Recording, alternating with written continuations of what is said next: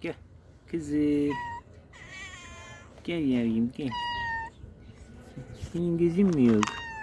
Gel aşkım. Gel yavrum gel. Hadi ye bakayım.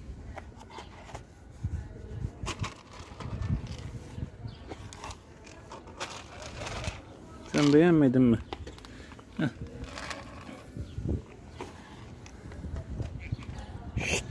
Hadi çık git, yemeyeceksen kovalama onu.